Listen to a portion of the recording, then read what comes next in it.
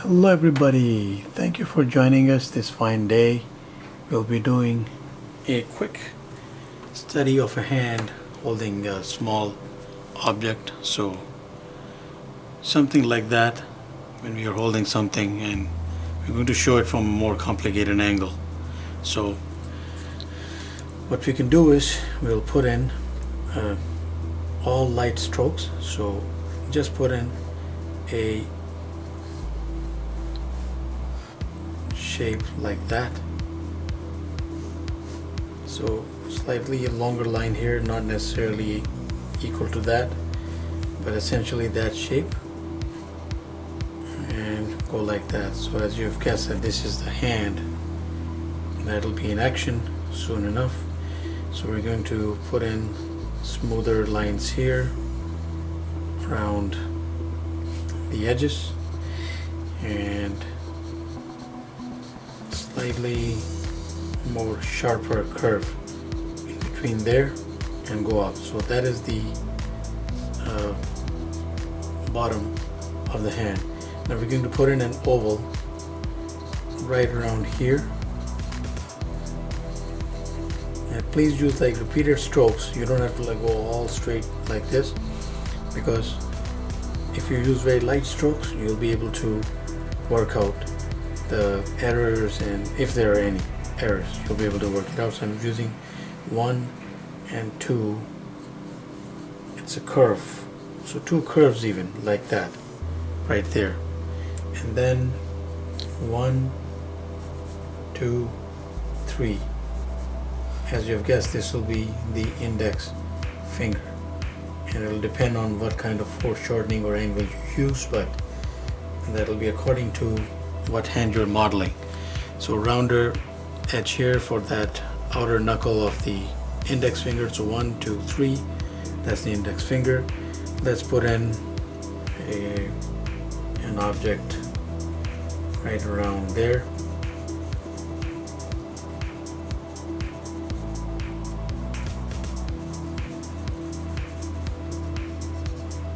I'm putting in something there. So, and then we will have 1,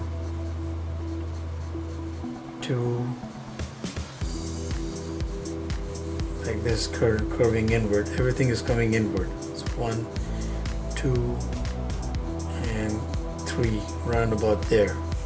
So we'll see how this comes up, and we'll of course make adjustments accordingly. So let's put the thumb down first, so it's being shown from that particular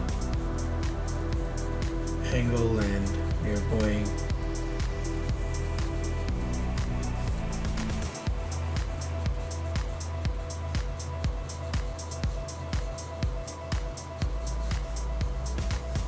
put in some curves and whatnot like that.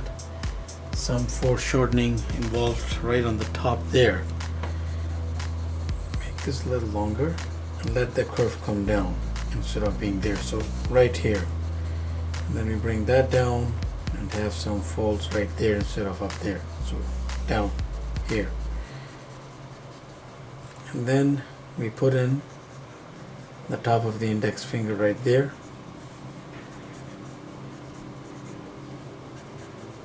and curves there for the index finger ending around there somewhere. Then this finger, the middle finger, coming right around there, let's say. The finger next to it coming down as well, right there. And the smallest finger, the little guy, coming in around there somewhere. Okay, so we have the hand in place, more or less.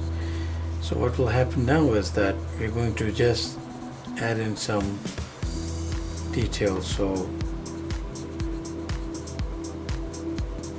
there's the nails coming in, Here's the finger, the segments. So the thumb, we'll just do a squash nail like that because the thumb is really going like that word and is squished, holding that object. It is actually the highlight of this image, or in this pose, let's say it is the highlight, and we will give it its due in a second once we put in some details. So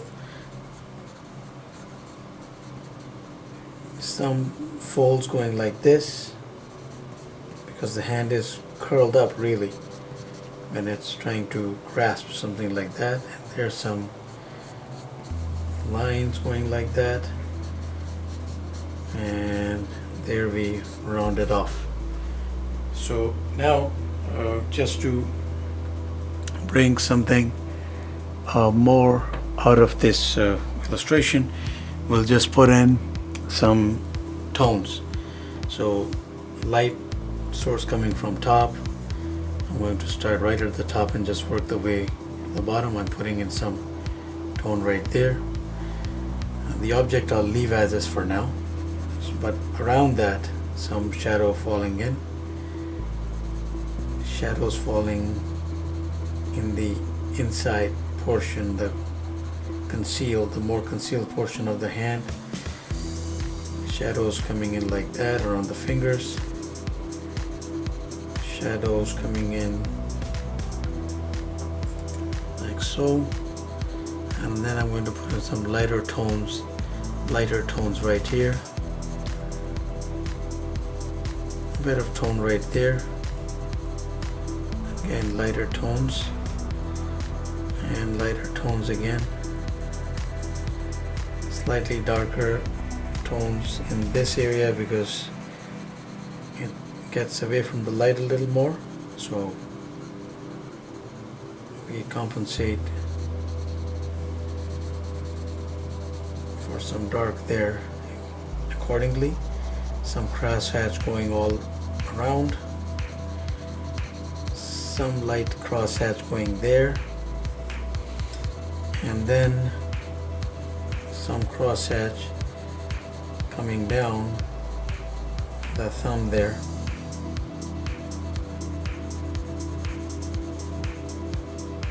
Depending on again what hand you are modeling and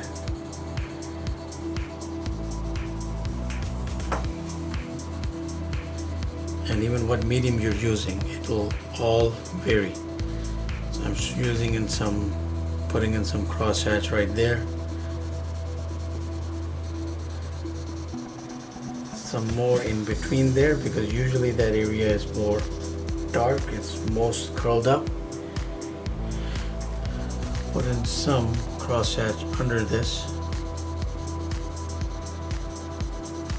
Some of that vein structure is utilized here, so I'll just highlight it a little bit.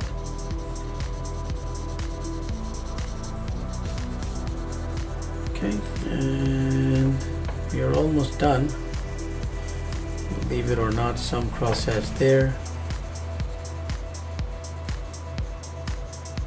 A little bit of shading right there, and then on the object you could just put in some random crosshatch just to have it stand out with the rest of the hand. So I'm going to smudge this out a little bit.